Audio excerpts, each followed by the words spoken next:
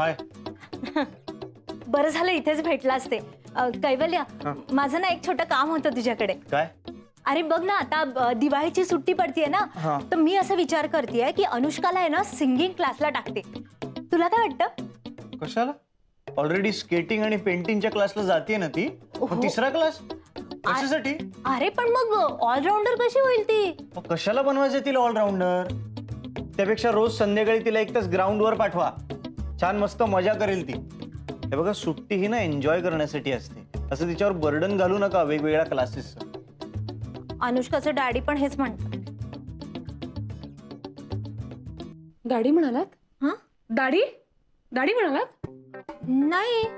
दाढी नाही मिनल, त्या डॅडी म्हणल्या. डॅडी. हो, डॅडी नाही म्हटलं मी, डॅडी म्हटलं. मीच अनुष्काचे डॅडी. सी. अगं मी काय त्यांना म्हटलं, आता दिवाळीची सुट्टी सुरू आहे ना, तर अनुष्काला आपण सिंगिंग क्लासला टाकूया. पण ते पण असंच म्हणाले. साहजिक आहे. म्हणजे कसं आहे, गाणं काय अशी गोष्ट आहे का की आज शिकली उद्या लगेच आली? त्याच्यासाठी ना ते आतमध्ये असायला पाहिजे, उपजत. आता कैवल्याला म्युझिक येतं कारण त्याच्याकडे आहे ते, पण म्हणून त्या बिचाऱ्याला दाढी करता येते का? नाही, कारण त्याच्यासाठी उपजत दाढी यावी लागते. मिनल, आत्ता इथे दाढीचा काय संबंध आहे? काय चर्चा चालली आहे? हे बघ कैवल्य, मध्ये एवढं लाजण्यासारखं वगैरे काहीच नाहीये. दाढी नाही येत तर नाही येत. काय? तुला दाढी नाहीये?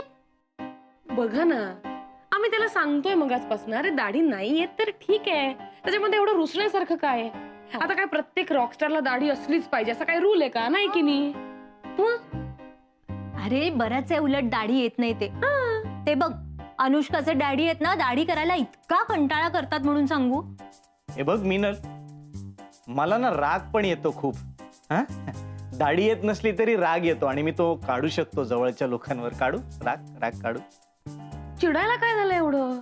आम्ही काय तुझ्या दाढीवरती चर्चासत्र भरलंय का इकडे? नाही. अरे आता 100तून एखाद्याला नाही येत दाढी, त्याचं एवढं काय?